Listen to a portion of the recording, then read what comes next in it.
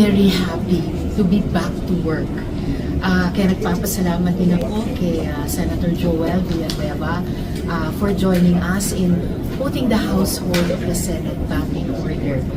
So naihalal na namin si Senate President Sherwin Gatchalian at si Senator Tito bilang SB Pro Tempore. Nakapanumpa na rin si Majority Leader Migs. And kita nyo naman sa unang kalahating araw pa lang ng special session, napaka-productive muli ng Senado. I'm so happy na na-approve na on second reading ang Magna Carta of Barangay Health Workers at umaasang mamayang hapon sa pag-resume namin ay gayon din maiusad namin yung anti-hospital detention bill at yung anti-online sexual abuse and exploitation of children amendments bill.